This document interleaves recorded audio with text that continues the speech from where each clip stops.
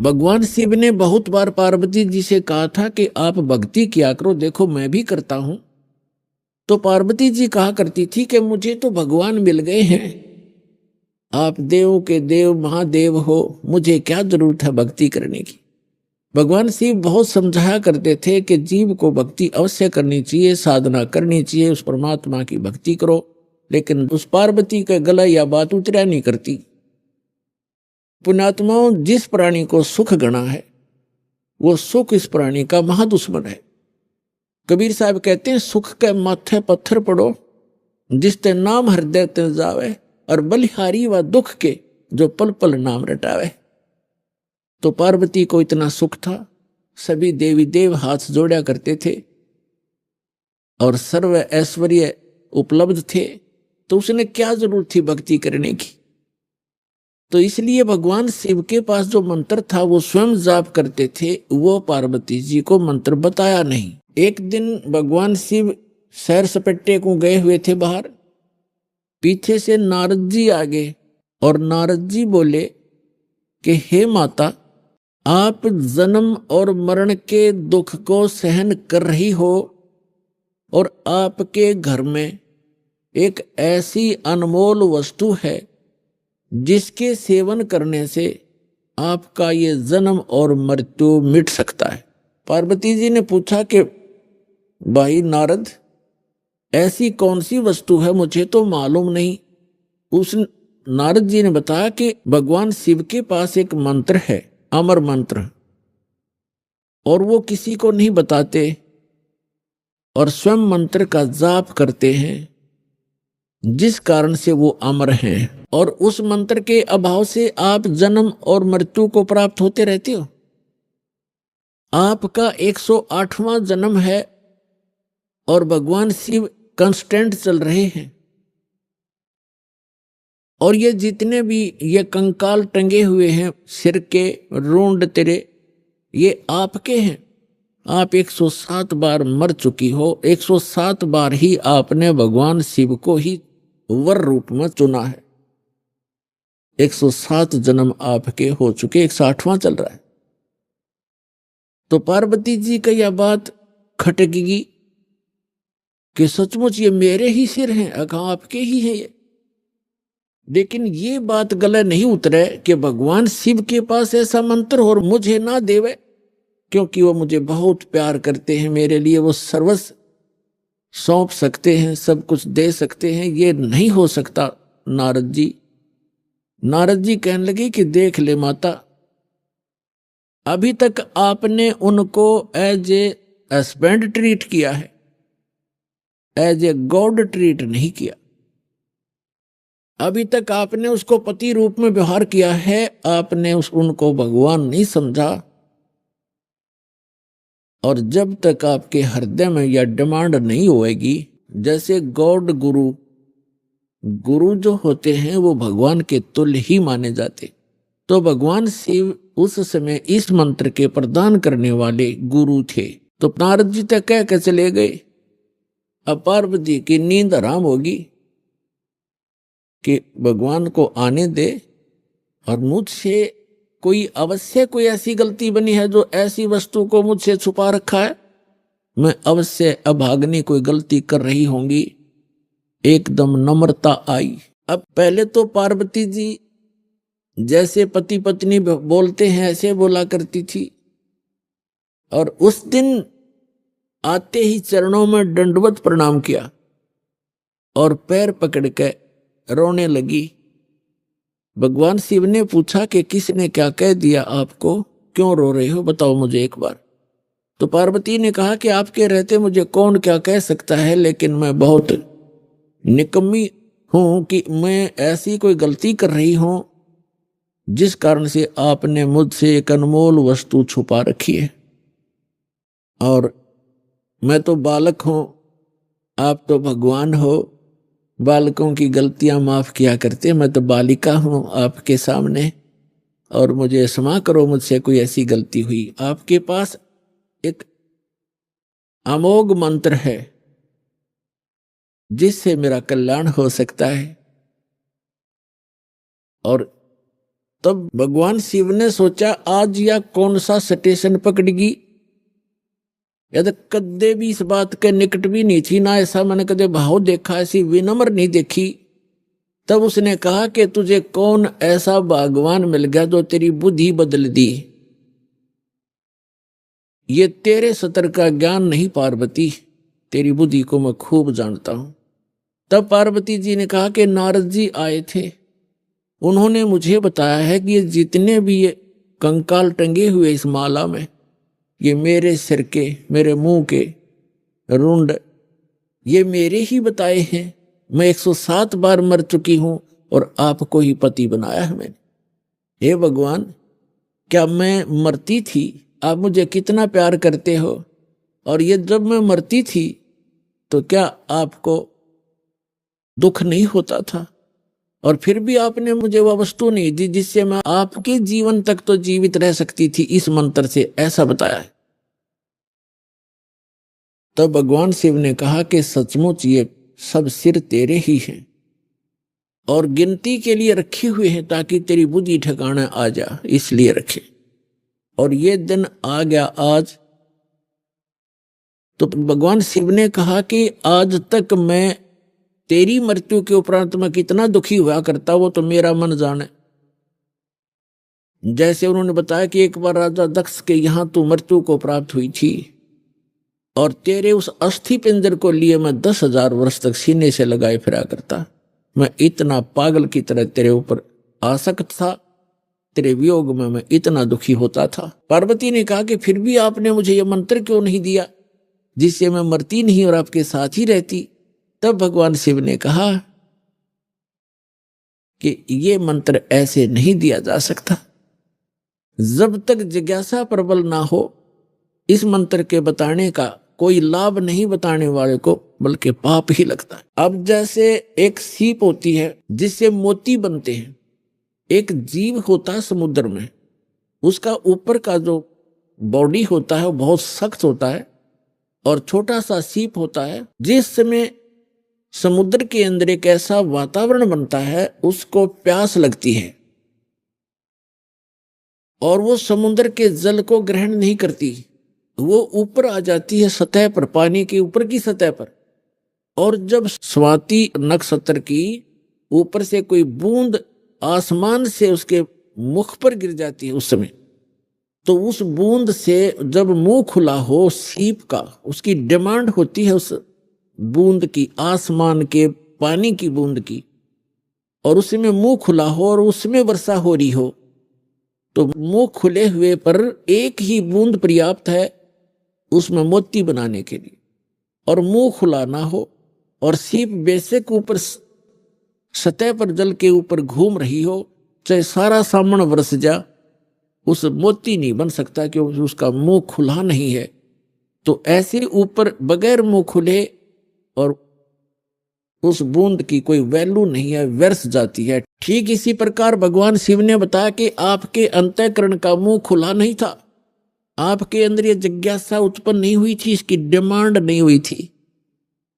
और आज नारद जी ने आपके अंदर ये प्रेरणा पैदा करके आपके अंतःकरण की वो डिमांड प्रेरित कर दिया, आपको आपकी प्रबल इच्छा होगी। अब ये मंत्र दूंगा पार्वती तो तेरा काम करेगा। पहले मैंने बहुत बार कोशिश की थी कि आपको ये मंत्र दूं, लेकिन आपने तो कान्ना पे कटाड़ी सारी बात, और कभी भी नहीं आपने भक्ति करने की सोची भी नहीं। अगर आप मेरे ज्ञान को सुनती तो मैं ये मंत्र आपको प्रेरित करके ये मंत्र भी देता, लेकिन ये ऐसा अनमोल मंत्र है, बगैर जिज्ञासु के और प्रबल इच्छा हुए बिना ये देना व्यर्थ होता है। इसलिए मैंने आपको मरते हुए भी देखा, मैं रोता भी था, डकराता था, टक्कर मारता था, लेकिन ये अनमोल वस्तु दे नहीं सकता था। तो पुण्यात्माओं, उस मंत्र को कितना कॉन्फिडेंस रखा गया था भगवान शिव के द्वारा। पार्वती के अतिरिक्त उन्होंने किसी को यह मंत्र फिर खोला भी नहीं।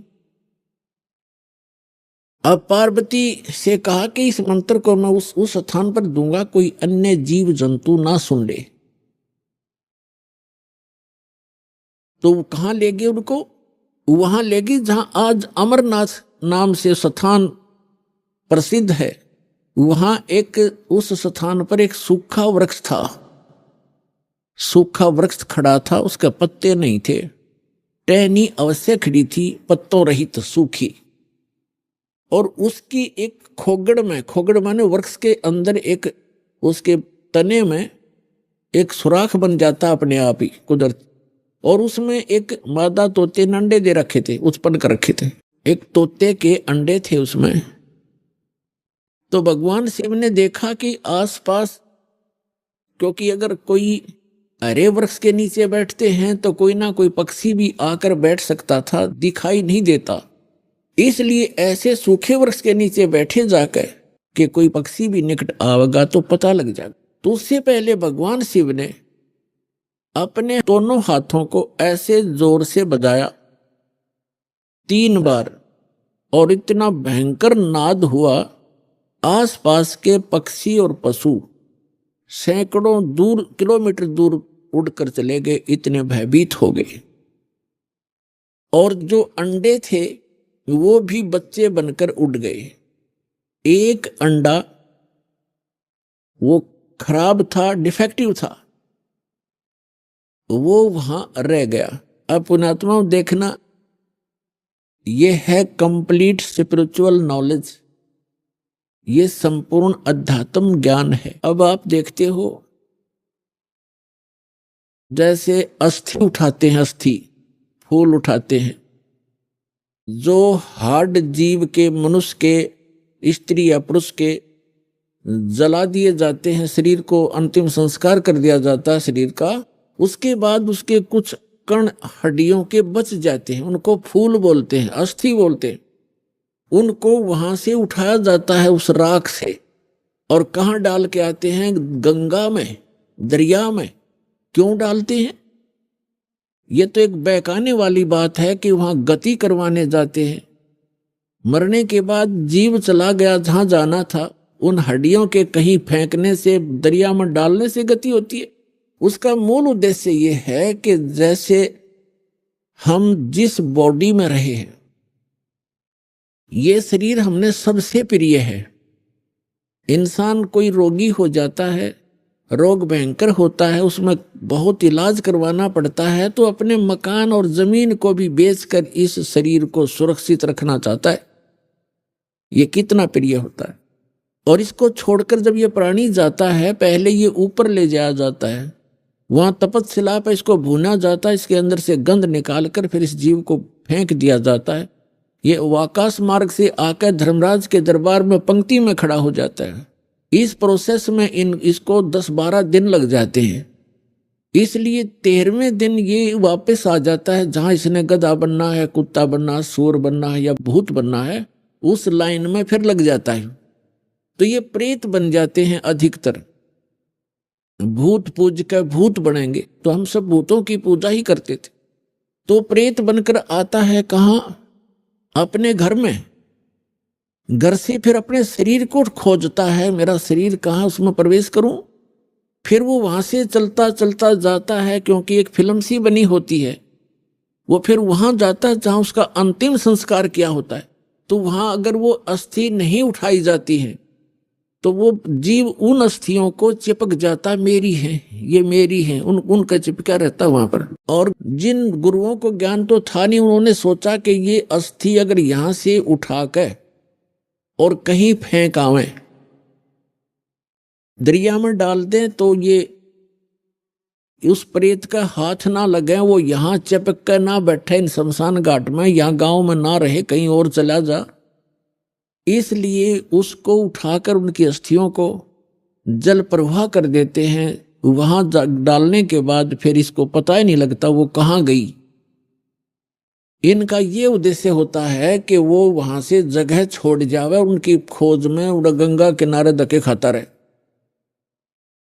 तो पुण्यात्माओं, ये अस्थि उठाने की ये प्रक्रिया यहां से चली है।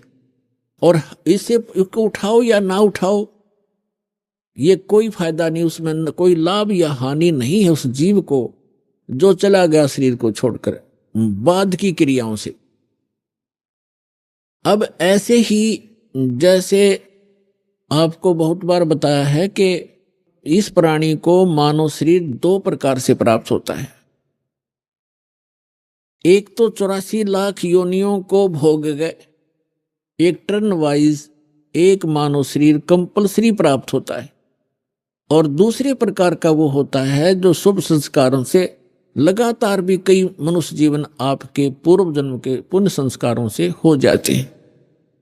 तो एक सुखदेव नाम के ऋषि हुए, फिर वो बाद में उनकी आत्मा 84 लाख योनियों को भोगती भोगती, और तोते का संस्कार था उसका।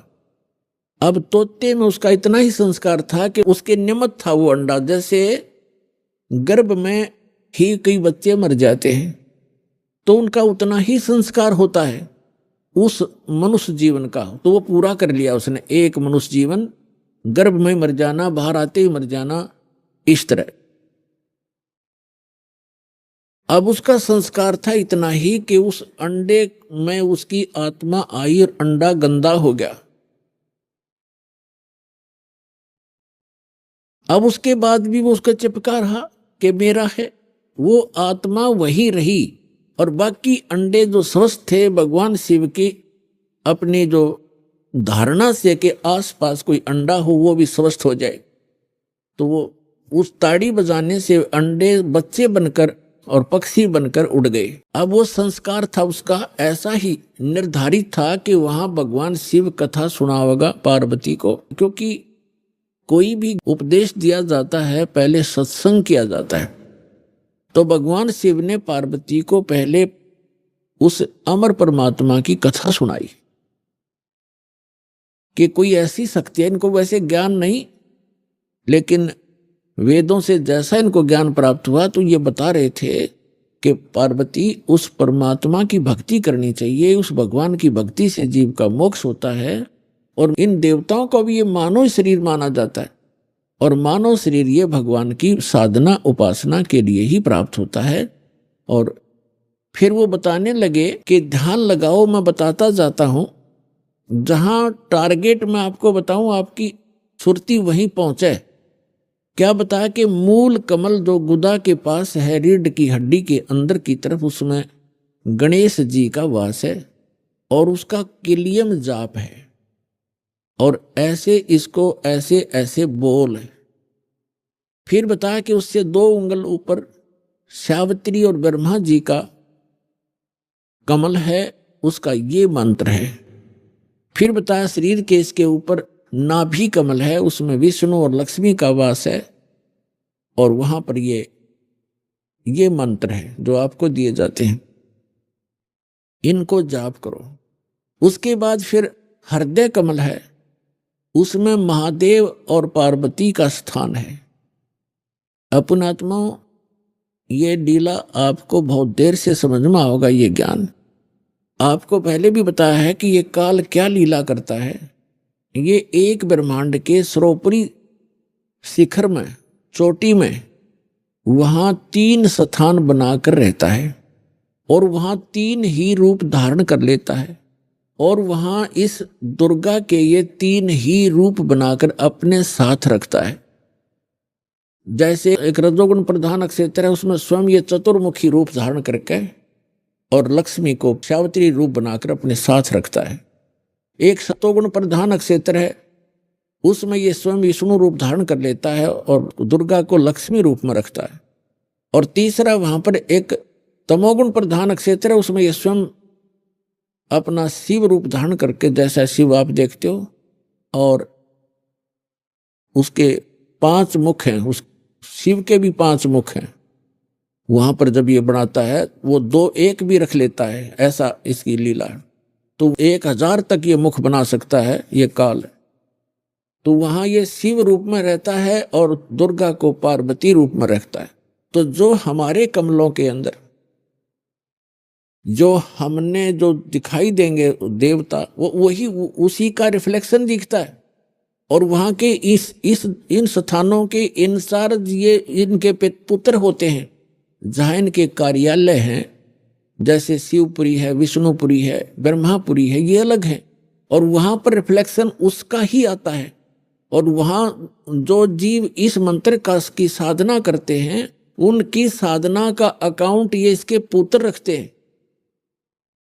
जैसे हम ब्रह्मा जी और सावित्री का जाप करते हैं, तो वो अकाउंट इनके पास जाएगा, अकाउंट यही रखेंगे ये ब्रह्मा विष्णु महेश ही, अलग से। तो पुण्यात्माओं, ये PhD का मार्ग है, धीरे धीरे आपको समझ में आएगा। तो यहाँ शिव बता रहा है कि हृदय कमल में शिव और पार्वती का स्थान है, इसके ऐसे 12 पंखुड़ियां हैं, इसका ये मंत्र है।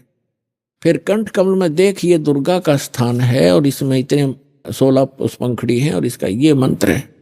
तो ऐसे जब वो जाप करती हुई जा रही थी, फिर कहा कि त्रिकुटी की तरफ चलो पार्वती।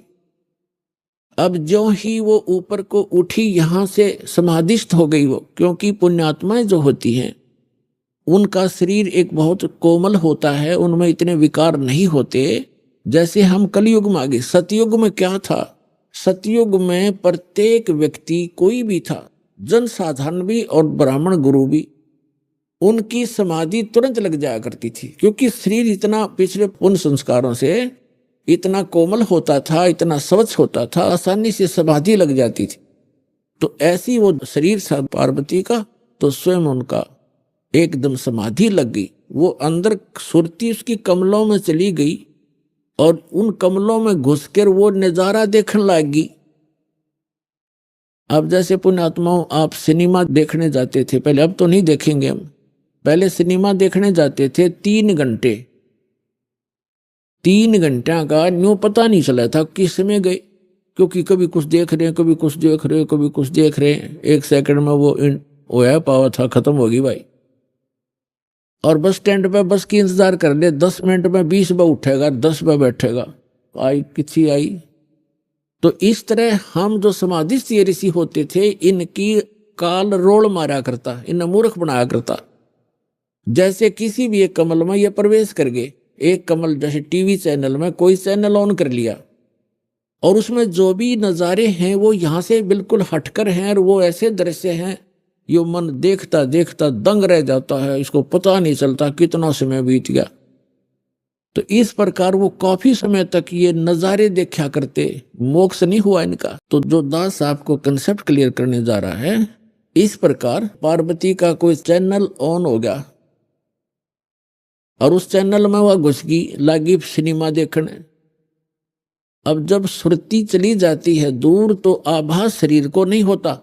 जैसे हमने कई बार देखा कि बातें कर रहे होते हैं बस स्टैंड पर, और कुछ जो हमें नहीं जरूरत जिन व्हीकलों की, जैसे हम इंतजार कर रहे हैं बस की, अरे कोई ट्रक आ गया और उसके हमारे पास से गुजर गया हॉर्न देता हुआ, हमें पता भी नहीं वो हॉर्न कब देकर बजा के चला गया। हम इतने उन बातों में मगन हो गए, इतनी सुरती हमारी वहां से हट गई। तो ऐसे पार्वती की सुरती हट गई और शिव जी बता रहे थे कि ऊपर देखो, मूल कमल में आपको ऐसे दिखाई देगा, हृदय कमल में ऐसे दिखेगा। तो पार्वती की समाधि लगी, किसी कमल में पहुंच गई, वह घुस गई उसमें, वह सैर सपट्टे कर रही। उधर से वो गंदा अंडा जो था तोते का, वो स्वस्थ हो गया भगवान की चर्चा सुन के। और एक महापुरुष के मुख से वो जल्दी असर करती है, तो उसी समय वो स्वस्थ होकर अंडे से बाहर निकलकर बच्चा भी बन गया तोते का। और वो तोता फिर भगवान शिव बता रहे हैं कि ये मंत्र जाप करो, इसको ऐसे ऐसे जाप करो, किलियम जपो गौरा, सुन मंडल में पहुंचे बोरा। इस प्रकार फिल्म प्रकरण है, फिर बताएंगे।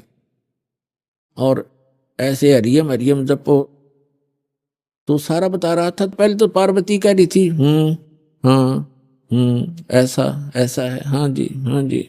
तो फिर तोता लग गया कहने हाँ जी। अब पार्वती तो समाधिस्थ, भगवान शिव ने अला के देखा हुआ तो समाधिस्थ हो रही है, और हाँ जी की आवाज कहां से आ रही है? तो जब उसने देखा कि अवश्य यहाँ कोई व्यक्ति है, इधर उधर देखा, तो तोते ने सोचा है भी शिव जी पकड़ेगा, तेरी टिटवी दाबेगा।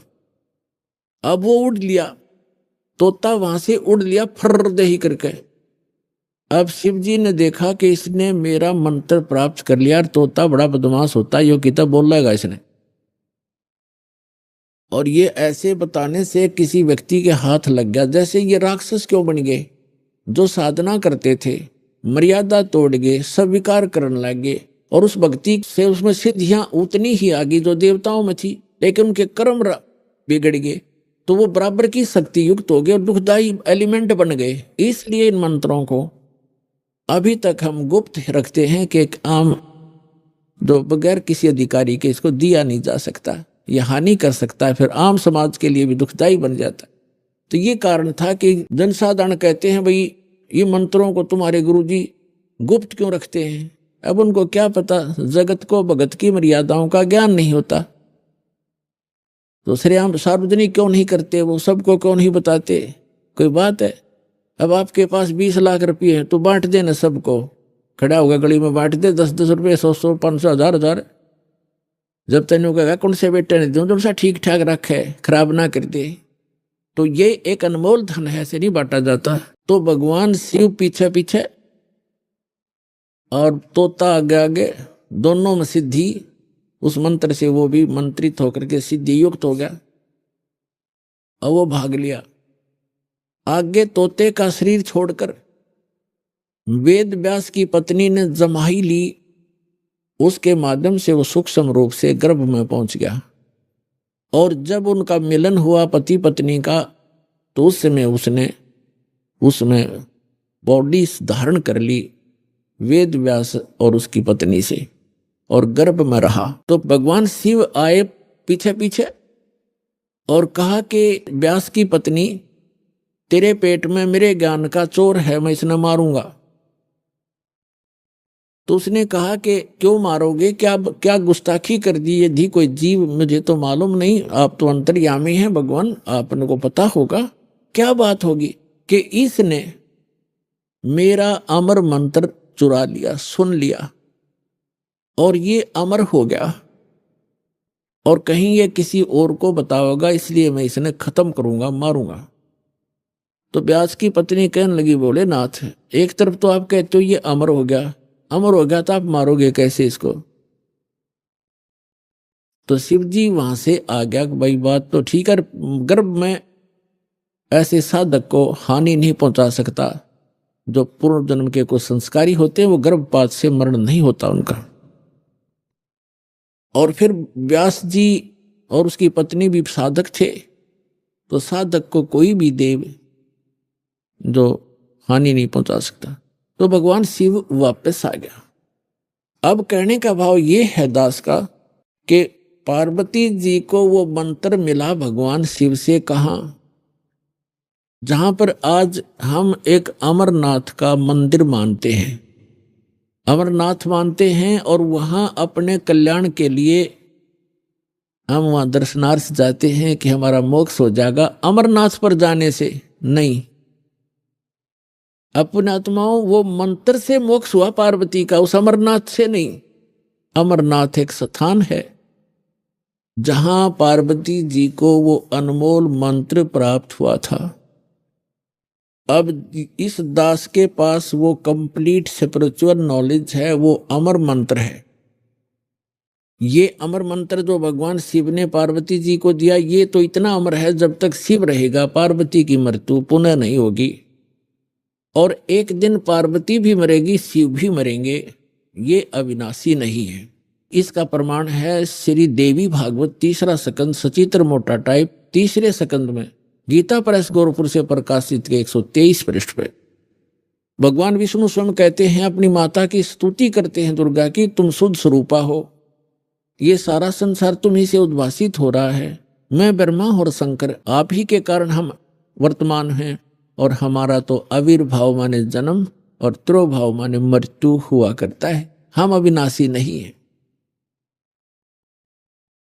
अपने आत्माओं, जैसे इस दास से मंत्र आप जी को बरवाला के पुराने आश्रम में मिला है, तो उसके लिए वो पुराना आश्रम अमरनाथ है जहां वो मंत्र मिला आपको।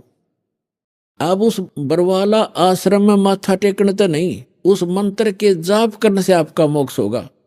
और वो मंत्र आपको ये दास कहीं भी मिल जावे, जैसे घर घर जाया करते थे हम, वो घर में मंत्र देते थे, तो उनके लिए वो स्थान है वो अमरनाथ, जहाँ ये मंत्र मिला था। उस अमर मंत्र के मिलने वाले स्थान से मोक्ष नहीं, चाहे माथा टेको चाहे ना टेको, उस मंत्र के जाप से मर्यादा में रहते हुए साधना करने से आपका मोक्ष होगा। जैसे पहले हम नगर नगर में जाकर सत्संग करने लगे थे